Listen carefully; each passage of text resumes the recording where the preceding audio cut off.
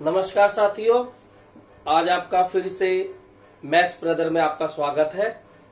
और मैं जैसा कि आपको पता ही है कि मैंने आपको बोला भी था कि हम 9वीं और 10वीं की एनसीईआरटी के सवालों को सॉल्व करेंगे और भी हमारी वीडियो बनती रहेंगी।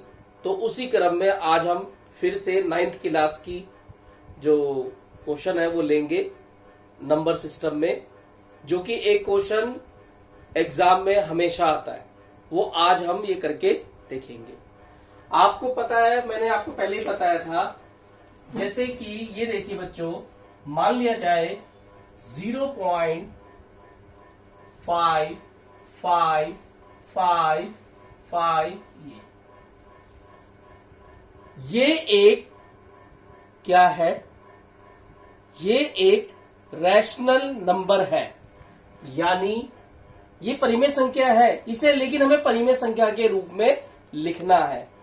यहां पे आपने देखा जो डेसिमल है वो नॉन टर्मिनेटिंग है, यानी कि डेसिमल खत्म नहीं हो रहा, डिजिट खत्म नहीं हो रहा। ठीक है, सवाल ये आएगा कि P बटा क्यू के रूप में लिखना है। आपने किस फॉर्म में लिखना है? P बटा क्यू के रूप में लिखना है आपको। ये एक सवाल आएगा। तो देखो स्टार्टिंग हम कैसे करेंगे। ये सवाल ऐसे भी उसका आप सीधा लिखेंगे let x equal to 0.5 bar. Bar means बार बार आने वाला। आप हिंदी में लिखेंगे माना। क्या लिखेंगे? माना। देखिए, इसको हम मान लेंगे इक्वेशन फर्स्ट। अब आप ये देखो कि कितने डिजिट रिपीट हो रहे हैं। Only one. 5 is only one digit. केवल एक ही नंबर तो बार बार आ रहा है ना, तो एक डिजिट के ऊपर बार लग गया, रिपीट का निशान लग गया। तो बस ये याद रखो, जितने डिजिट रिपीट होते हैं उतनी जीरो से आपने मल्टीप्लाई करना है। आप लिखेंगे इक्वेशन फर्स्ट मल्टीप्लाई बाय 10। अब देखो, मैं x को 10 से करूंगा 10x, मैं इसको 10 से करूंगा। आपने छोटी क्लास में सीखा है कि जब भी हम किसी नंबर को 10 से मल्टीप्लाई करते हैं, अगर वहां डेसिमल है तो डेसिमल राइट हैंड की तरफ शिफ्ट हो जाता है। तो या यूं समझ लो कि एक डिजिट आगे आ जाएगा। दीजिए,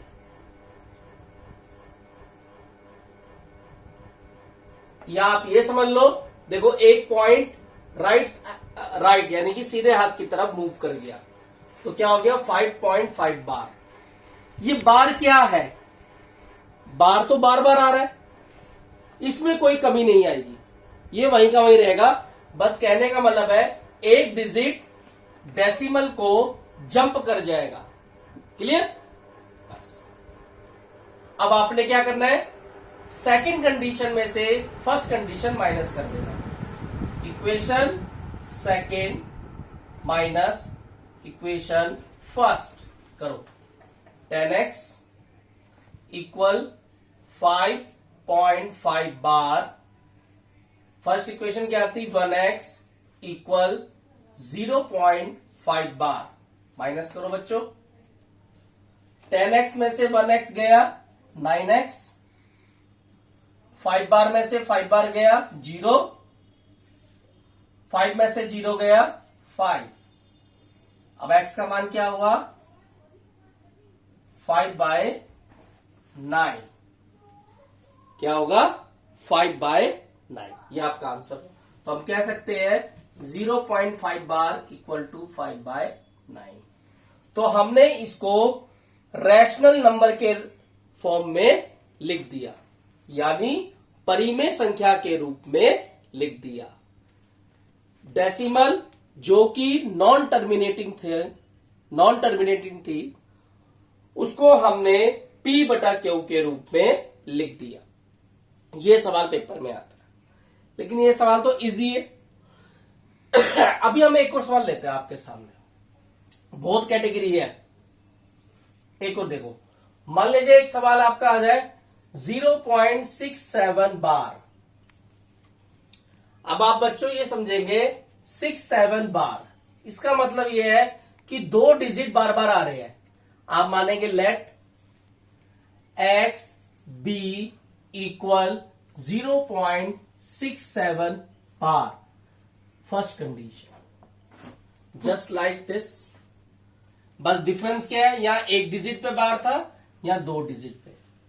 मैंने आपको क्या बताया बच्चों कि जितने डिजिट पे बार होता है ना, उतनी जीरो से मल्टीप्लाई होता है।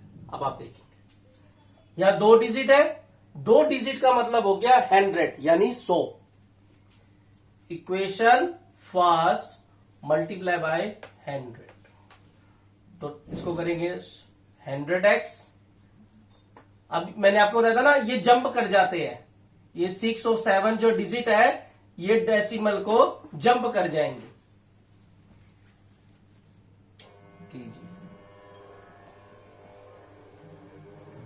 ठीक है, अब क्या करेंगे, वही सेम सेकंड कंडीशन में से फर्स्ट कंडीशन माइनस कर देंगे।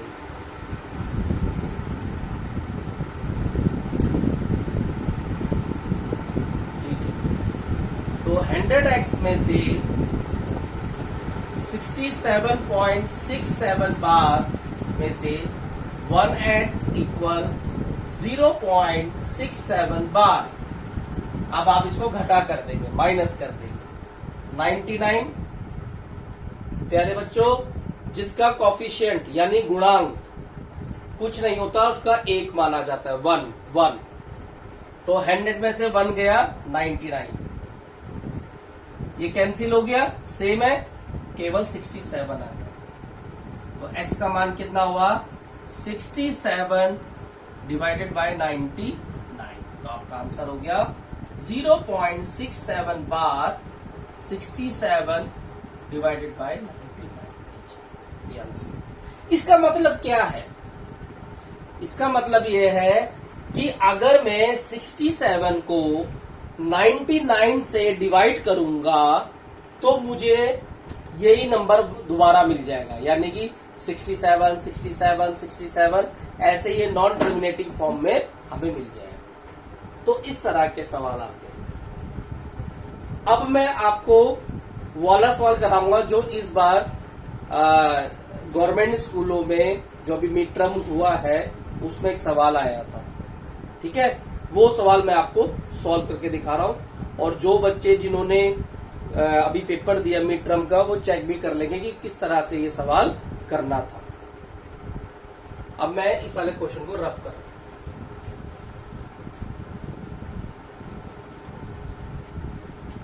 देखो बच्चों, एक सवाल आपका अभी मिड टर्म जो हुआ था ना, मिड टर्म में एक क्वेश्चन आया था। क्या आया था बच्चों कि 1.27 बार को आपने P बटा Q के रूप में लिखना है। ठीक है, अब देखिए इस सवाल को हम कैसे करेंगे। लेट x इक्वल 1.27 बार इक्वेशन फर्स्ट। अब इस इक्वेशन को हम किससे मल्टीप्लाई कर देंगे, क्योंकि 2 डिजिट पे बार है तो हम 100 से मल्टीप्लाई कर देंगे। इसको 100 से किया 100x, इसको 100 से किया तो मैंने आपको बताया था ना कि उतने डिजिट जो होते हैं वो जंप कर जाते हैं जितनी जीरो से आप मल्टीप्लाई करेंगे। तो ये देखो जंप कर गए,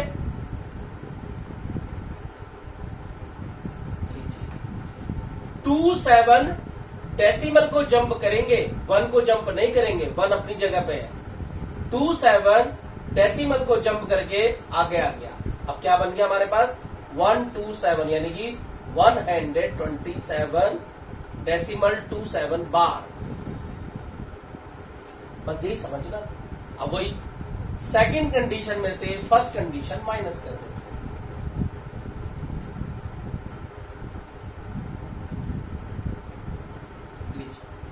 तो क्या हुआ, पहले एक कंडीशन लिख लेंगे,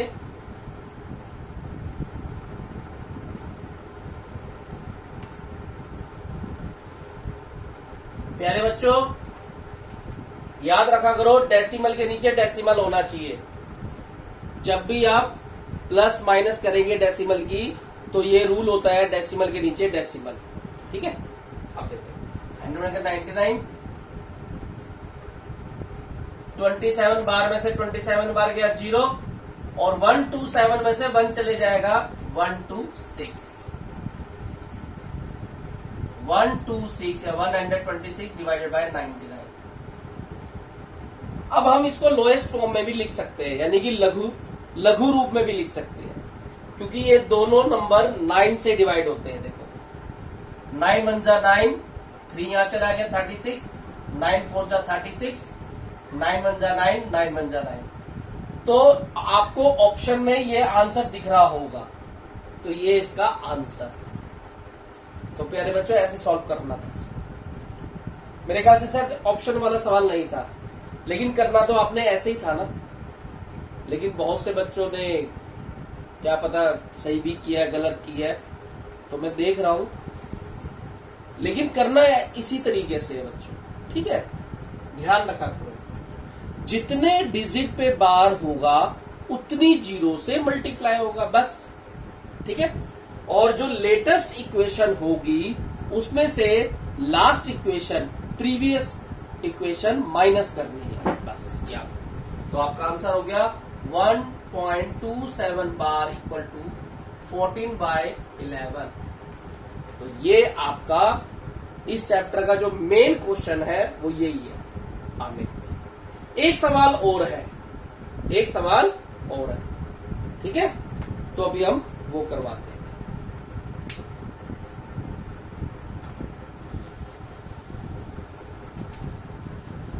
कई बार क्या होता है,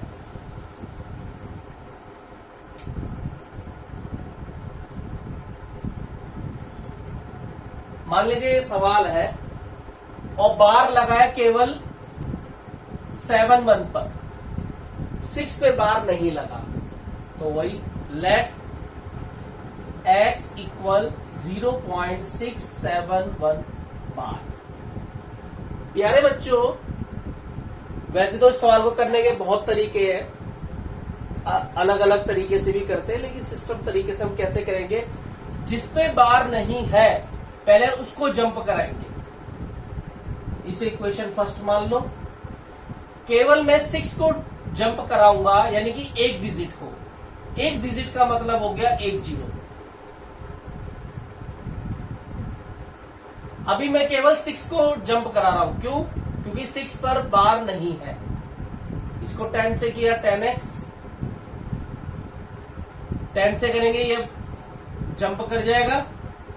अब ध्यान दो 6 रिपीट नहीं हो रहा, तो 6 को रिपीट नहीं करेंगे, ये आ जाएगा,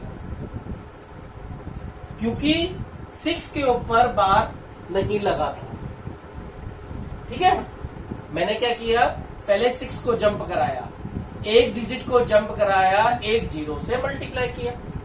अब मैं करूंगा 7 1 को जंप कराऊंगा।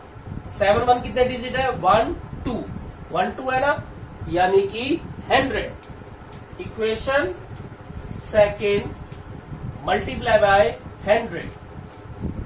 अब पहली इक्वेशन को आप भूल जाओ, पहली इक्वेशन को भूल जाओ, सेकंड इक्वेशन को याद रखो। मैंने सेकंड इक्वेशन को 100 से मल्टीप्लाई किया। क्यों किया? क्योंकि मुझे 2 डिजिट को जंप कराना है। अब मैं देखो उसको 100 से करूंगा 1000x आ जाएगा। इसको मैं करूंगा तो 7 1 आगे जंप कर जाएगा, लेकिन जो रिपीट है वो तो रहेगा ही रिपीट। रिपीट नंबर अपनी जगह पे रहता है, बस क्या होता है एक बार वो डेसिमल को भी जंप कर जाएगा बस। अब क्या करना है, लेटेस्ट इक्वेशन में से, इस समीकरण में से ये वाला इक्वेशन यानी समीकरण माइनस कर देंगे। इक्वेशन थर्ड, इक्वेशन सेकेंड करो, 1000x इक्वल 671.71 बार। सेकेंड इक्वेशन 10 थी, 10x 6.71। 1000 में से 10 गया 990, 7 ये तो कैंसिल हो गया, 5 6 6, ठीक है। तो x का मान क्या है बच्चों? 665 बाय 990। अब आप चाहो तो से 5 के टेबल से काट दो। 5 1 जा 5, 5 3 जा 15, 5 3 जा 15, 5 1 जा 5, 5 9 जा 45, 5 8 जा। तो ये आपका आंसर हो जाएगा, ये वाला, ये आपका आंसर। ये सवाल और सवाल से क्यों अलग है? क्योंकि इसमें क्या था, इस पे बार है, इस पे बार नहीं है। तो पहले हम किसको जंप कराएंगे? जिस पर बार नहीं है। एक डिजिट पे बार नहीं है, एक जीरो से मल्टीप्लाई। फिर जिस पर बार है उसको जंप कराएंगे। 2 डिजिट है तो 2 जीरो से मल्टीप्लाई, ठीक है। तो इसमें 3 इक्वेशन बनेगी। पहली इक्वेशन को भूल जाना, थर्ड इक्वेशन में से सेकंड इक्वेशन माइनस कर देना, तो आपका आंसर है। इसके अलावा और कोई क्वेश्चन आपका इस टाइप में नहीं आएगा। इसके अलावा आप इसी तरीके के सवालों की प्रैक्टिस करेंगे। मैं आशा करता हूं कि आपको समझ में आ गया होगा। अगर आपको कोई डाउट है तो आप कमेंट बॉक्स में लिख सकते हैं, कोई सजेशन है तब भी लिख सकते हैं। हमारी इस वीडियो को लाइक करें, शेयर करें, सब्सक्राइब करें। Thank you.